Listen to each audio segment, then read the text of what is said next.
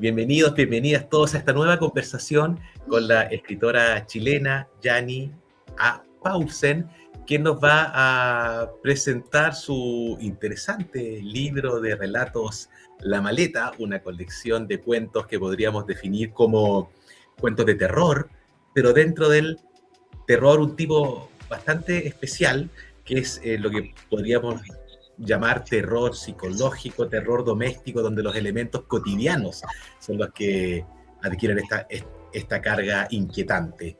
¿Cómo estás, Yani? Bien, mucho gusto de estar contigo, JC, y con esta audiencia que tú tienes tan rica a nivel latinoamericano. Fantástico. Quería comenzar preguntándote, Yani, porque en tu relato de cuentos La Maleta, por supuesto que el terror no aparece desde lo sobrenatural, ¿sí? Sino desde lo cotidiano, los cuerpos, la vejez, una maleta, deseos, vínculos familiares. Entonces mi primera pregunta es, ¿por qué te interesa trabajar en eso extraño, en eso terrorífico que podría comportar lo cotidiano?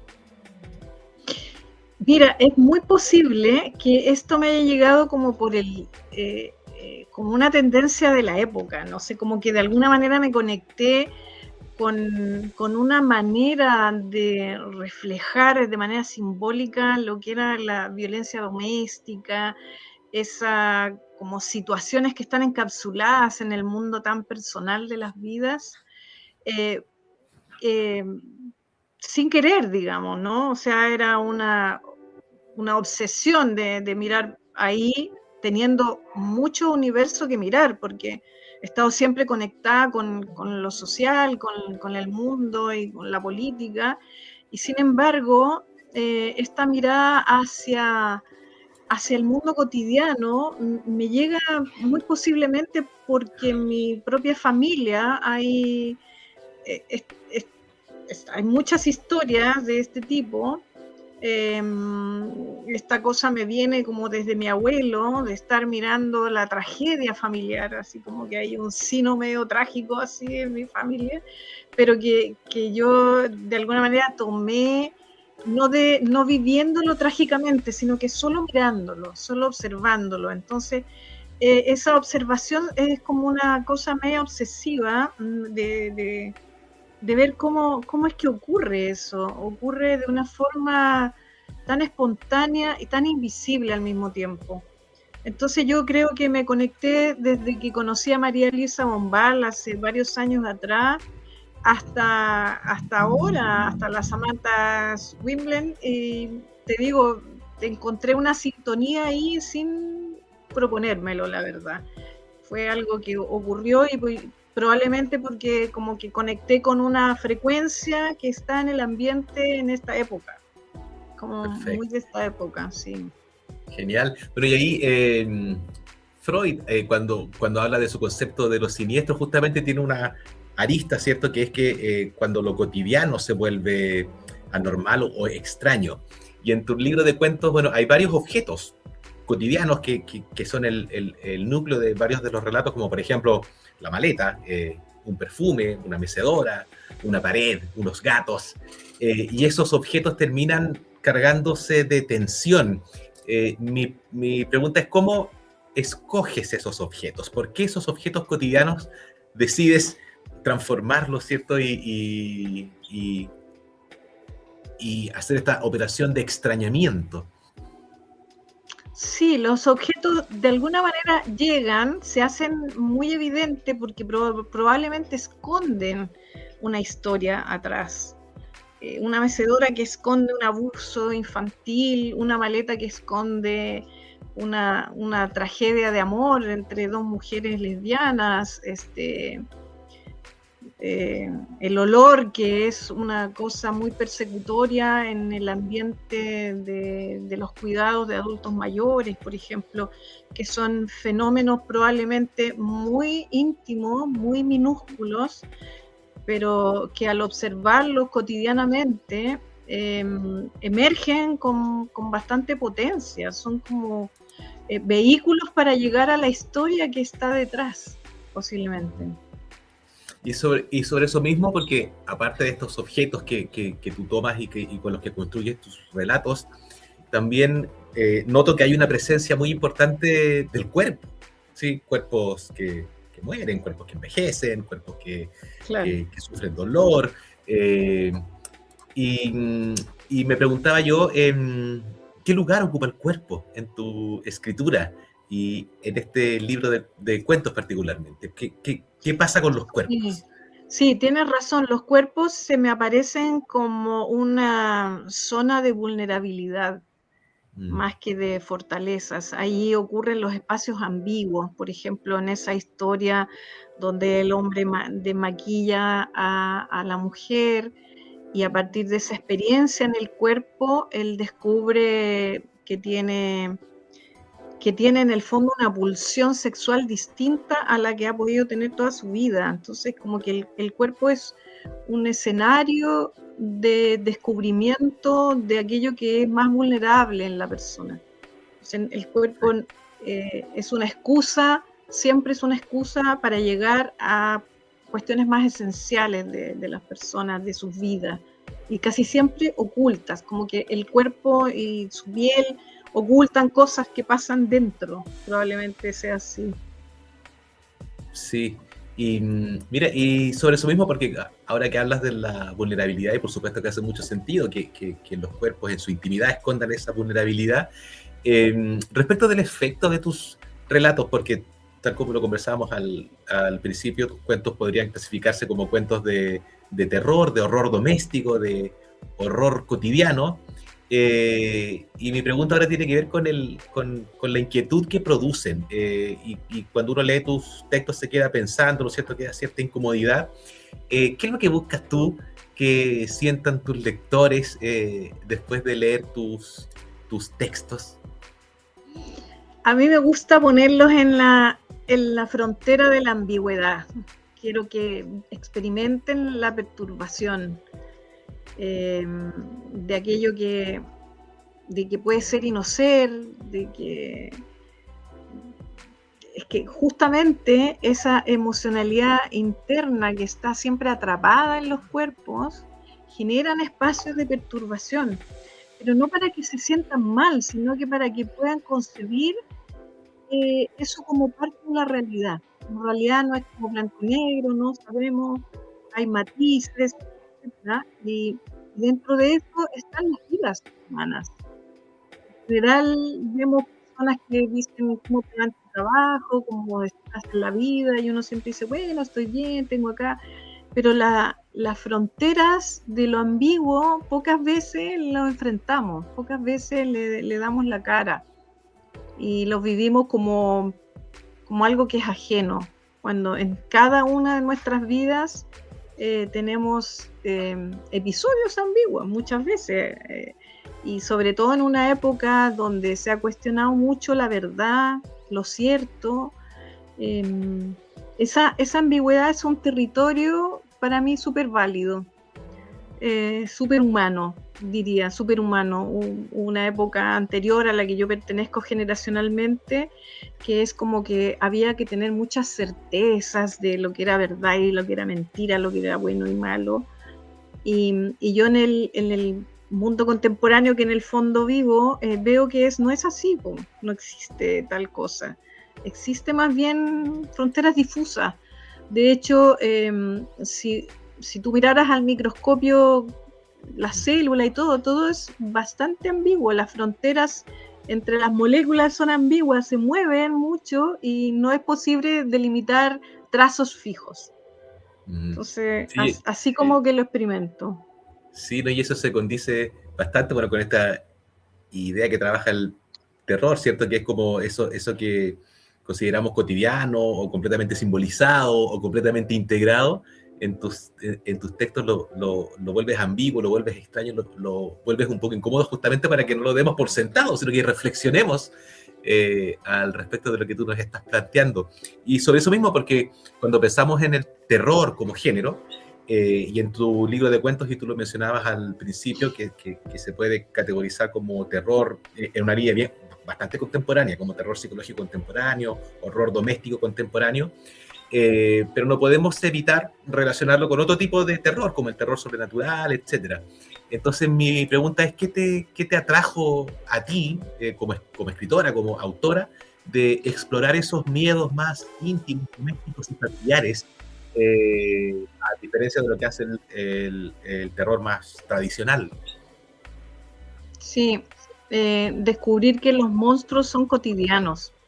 Los monstruos, yo siempre viví muy expuesta a cosas terroríficas cuando escuchaba La Tercera Oreja y era chica y me quedaba hasta muy tarde y nadie sabía en mi casa que yo escuchaba esas cosas de terror siendo muy niña y me exponía a tener pesadillas, a no poder dormir de noche y como cosas sobrenaturales, y al final después en la vida fui viendo que esas monstruosidades estaban en la vida cotidiana, en la vida presente, en las cosas que me enteré de mis abuelos, de mis padres, de todo terrorífico. Entonces como que al final los monstruos que se inventan en las historias de fantasía del terror tradicional eran un chiste al final. Lo que yo conocí de lo que siempre me ha saltado a la vista eran monstruos súper cotidianos, así, monstruosidades que tú dices, pero ¿cómo? Que hoy día son calificadas de delito, pero Claro, en la época que yo nací eran secretos de familia. Hoy perfecto. día están categorizados como delito y hay más conciencia de ello, pero antes no, antes eran Sí, secretos de familia, ¿cachai? sí. Tienes razón, y justamente eso, de lo que habla tiene que ver también con lo reprimido, ¿cierto? La Claro, otra vertiente de lo siniestro de Freud dice, claro, es aquello que debiendo estar reprimido, sin embargo, sale a la luz. Y que claro. pareciera ser, por lo que tú nos mencionas ahora, que está como esa operación en tu escritura, como sacar a la luz aquello que se negaba, ¿no es cierto? Se forcluía, como dice ahí más específicamente. Y Gianni, te quería preguntar si nos puedes comentar algo acerca de la portada de tu libro, porque por supuesto esta es una imagen que pertenece a uno de los cuentos. Hay un cuento que se llama La Maleta y con el que tú decidiste nombrar tu colección. Asumo yo que ese cuento en particular representa para ti, ¿cierto? Y para nosotros los lectores una síntesis de lo que podría ser el libro, con lo que se van a encontrar. Entonces te quería preguntar si nos puedes contar un poquito acerca de la portada y por qué escoges ese cuento en particular para titular el libro. Mira, bueno, ese es un gran acierto de Factor Literario al traer esa portada que ha sido muy gustada, sí, la gente la encuentra muy cinematográfica además. Eh, yo creo que refleja lo que es esta historia, que es una historia además bastante conocida, que es una historia que es una noticia Aquí en de Chile, una, claro. claro, una mujer chilena, de dos mujeres chilenas que vivían disfrazadas de monja para ocultar que eran lesbianas y una de ellas se muere y conserva el cuerpo dentro de la casa hasta que la pilla, entiendo, una de las hijas, no sé si esa parte la inventé o era real, y claro, y entonces ella decide botar finalmente todos los restos, que eran los huesos de este cuerpo, en esta maleta y botarlos a la calle, a la basura.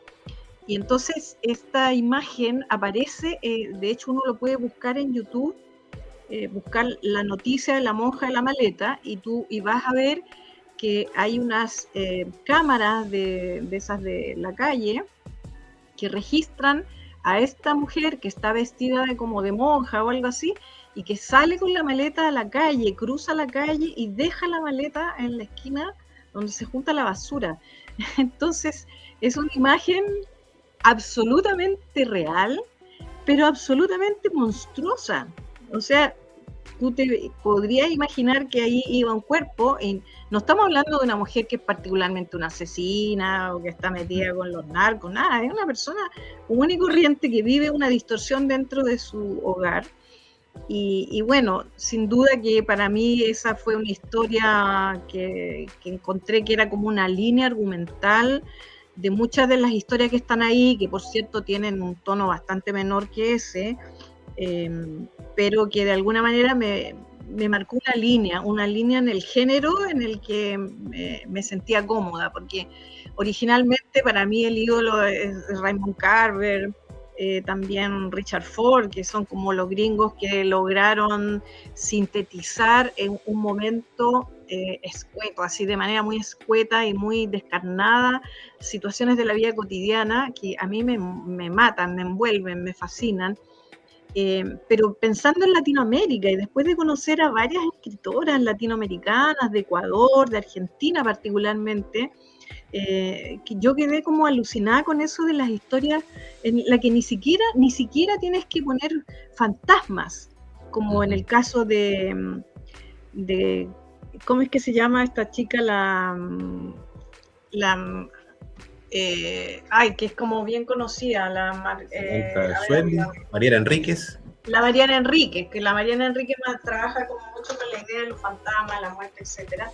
Sino que, por ejemplo, la María Fernanda Ampuero de Ecuador, que es una escritora que un poco también rescata situaciones completamente cotidianas, normales, y esto es algo que ocurrió. O sea, esto ni siquiera fue inventado. Y yo dije, yo no tengo que inventar nada. Las cosas están ahí tiradas en la realidad y es cosa de tomarlas y darles así un contexto de ficción. Claro. Sí. Entonces eso, bueno, también la Silvina Ocampo trabajó mucho eso, ¿no? Desde lo sórdido y de los silencios, sobre todo de los silencios con los que se ocultan estas historias. Imagínate esa mujer de la maleta, ¿cuántos años vivió con el cadáver ahí en la pieza? ¿No? Y eso mismo es algo bastante decidor que lo estoy pensando ahora que conversamos, porque justamente esa historia, bueno, nosotros que somos chilenos y que la conocemos porque fue de alto impacto y muy extraño, es súper interesante porque justamente se condensan varias de las cosas que hemos conversado ahora. Es algo reprimido, ¿no es cierto?, que es esta relación homosexual entre estas mujeres. Es una cosa, es un ente que está ahí, ¿no es cierto?, y que de pronto sale a la luz, que horroriza o que horroriza a toda una sociedad, pero al mismo tiempo vuelve también extraño el personaje, siniestra la situación, pero que tiene que ver al final con el final de una historia de amor, ¿cierto? Y de una historia de amor reprimido. Es una cosa muy, muy, muy interesante. Inclusive el mismo hecho de que se vistan de monjas, no siéndolo, es como muy simbólico respecto del peso de ocultar, ¿no es cierto? Yo también considero que es un gran acierto haber nombrado el libro así, y por supuesto para las personas que no conozcan la historia, al leer el cuento se van a percatar claramente de esto que estamos hablando. Sí. Hay una cosa que se mezcla con esto, ¿no? Claro, hay una historia de amor y todo, pero hay en los espacios de soledad que se viven dentro de los hogares. Por ejemplo, está esta otra historia de la mujer que es acumuladora, uh-huh, y que vive sola también, vive sola en su inmundicia, y nadie sabe eso hasta que muere o hasta que le pasa algo. Entonces, y esas cosas conviven con nuestra cotidianeidad. Entonces vivimos en un Chile más que diverso, no solo por los ricos y pobres o la falta de igualdad, sino que además por estas historias silenciadas en los barrios. Yo vivo en un barrio antiguo, el barrio Mata Sur, uh-huh, con casas antiquísimas, con la mayoría de la gente ya muy vieja, como mis padres, y que conservan unas historias de los años 50, 40 que son sorprendentes y que no están en las políticas públicas para los adultos mayores.